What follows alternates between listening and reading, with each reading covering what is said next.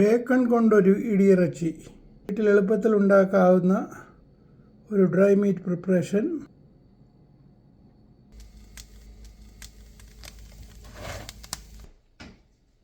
Hi guys, welcome to Marcus Kitchen. Today I am going to make a dry meat preparation with bacon. പുതിയൊരു വ്ലോഗിലേക്ക് നിങ്ങൾക്ക് സ്വാഗതം. ഇന്ന് ഞാൻ ഇവിടെ തയ്യാറാക്കാൻ പോകുന്ന പുതിയൊരു ഐറ്റം ബേക്കൺ കൊണ്ട് ഒരു ഇടിയിറച്ചി. നോക്കാം ബേക്കൺ കൊണ്ട് എളുപ്പത്തിൽ ഒരു ഇടിയിറച്ചി എങ്ങനെ ഉണ്ടാക്കാം എന്നുള്ളതാണ്. We'll see what are the ingredients using for that. Please stay tuned.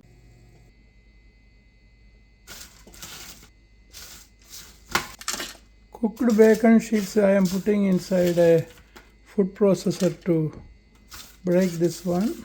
Look at the bacon piece. It is crushed like this.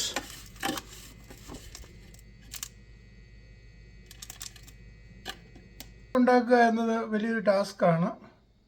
അതിലേക്ക് ആവശ്യമായിട്ടുള്ള ഐറ്റങ്ങൾ എന്നൊക്കെയാണെന്ന് നോക്കാം. ഞാൻ എടുത്തിരിക്കുന്നത് ബേക്കൺ ആണ്, onion, garam masala, pepper powder, Kashmiri chilli powder, chilli flakes, ginger garlic paste, curry leaves, coconut oil. Measurements and everything I will give under my video. അങ്ങനെയാണ് ഉണ്ടാക്കുന്നത്, നമുക്ക് നോക്കാം. എൻ്റെ മാന്യ വ്യൂവേഴ്സിന് പുതിയൊരു എപ്പിസോഡിലേക്ക് സ്വാഗതം. ഇത്രയും കാലം മംഗ്ലീഷിലായിരുന്നു വ്ലോഗ് ചെയ്തുകൊണ്ടിരുന്നത്. അതിവിടെയുള്ള ചില നോർത്ത് ഇന്ത്യൻസ്, ശ്രീലങ്കൻസ്, പഞ്ചാബികൾക്കൊക്കെ വേണ്ടി ഉദ്ദേശിച്ചാണ് ചെയ്തുകൊണ്ടിരുന്നത്. പോരാത്തതിന് മലയാളികൾ ധാരാളം പേര് ഇതൊക്കെ ചെയ്യുന്നുണ്ട്. എന്നിരുന്നാൽ തന്നെയും കാനഡയിൽ നിന്ന് ഞാൻ ആരംഭിച്ചിരിക്കുന്ന ഈ ഒരു ഉദ്യമം എൻ്റെ ഇത്രയും കാലത്തെ ഔദ്യോഗിക ജീവിതത്തിൽ ആർക്കെങ്കിലും ഇൻട്രസ്റ്റ് ഉള്ളവർക്ക് എന്തെങ്കിലും ഒരു ഉപകാരം ആയിക്കൊള്ളട്ടെ. വരുന്ന ജനറേഷനിലെ ആൾക്കാരെ ഉദ്ദേശിച്ചിട്ടാണ് ഞാൻ ഈ വ്ലോഗ് ചെയ്യുന്നത്. വന്നു പോയിട്ടുള്ള പിഴകളും തെറ്റുകളും ഒക്കെ സാധാരണ ക്ഷമിക്കുക. അപ്പോൾ നമുക്ക് നമ്മുടെ കുക്കിംഗ് പ്രൊസീജിയറിലേക്ക് കിടക്കാം. ഇവിടെ ഞാനൊരു 400 ഗ്രാം ബേക്കൺ എടുത്ത് ഒരു ഗ്രില്ലിൽ വെച്ച് അതിനെ ബേക്ക് ചെയ്ത് ഒരു ഫുഡ് പ്രോസസ്സറിലിട്ട് പൊടിച്ചെടുത്തിട്ടുണ്ട്.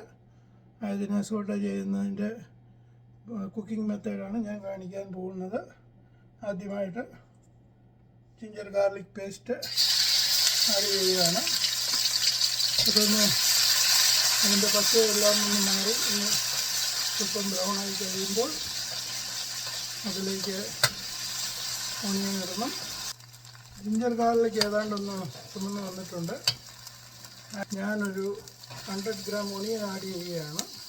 അതൊന്ന് ഗോൾഡൻ ബ്രൗൺ ആകുന്നത് വരെ വെയിറ്റ് ചെയ്യണം. ഒരു 30 ml, ഒരു അരപ്പെഗ്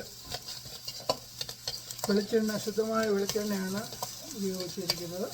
മധ്യ തിരുവിതാംകൂറിലുള്ള ചില അച്ചായന്മാർക്ക് സന്ധ്യയാകുമ്പം ചില ടച്ചിങ്സ് വേണം. ഇറച്ചിയില്ലേടി, വെടിയിറച്ചിയില്ലേടി എന്ന് ചോദിച്ചുകൊണ്ട് അവർ ബഹളം തുടങ്ങും. ഭാര്യമാർക്കോ അത് ഭയങ്കര ഒരു തലവേദന. ഇതൊരു വലിയ ടാസ്ക് പിടിച്ച പണിയാണ്. അപ്പോൾ അങ്ങനെയുള്ള ഭാര്യമാർക്ക് വേണ്ടിയിട്ട് എളുപ്പത്തിൽ ഉണ്ടാക്കാവുന്ന ഒരു പരിപാടിയും കൊണ്ടാണ് ഞാനിന്ന് വന്നിരിക്കുന്നത്. ഏതാണ്ട് നമ്മുടെ ഒണിയൻ ചുവന്ന് വരുന്നുണ്ട്. ജിഞ്ചർ ഗാർലിക് പേസ്റ്റും ഒണിയനും ഏതാണ്ടൊരു ചെറിയ ഗോൾഡൻ ബ്രൗൺ കളറിലായിട്ടുണ്ട്. നമുക്ക് അതിലേക്ക് കറി leaves, black pepper powder, chilli flakes, Kashmiri chilli powder, garam masala,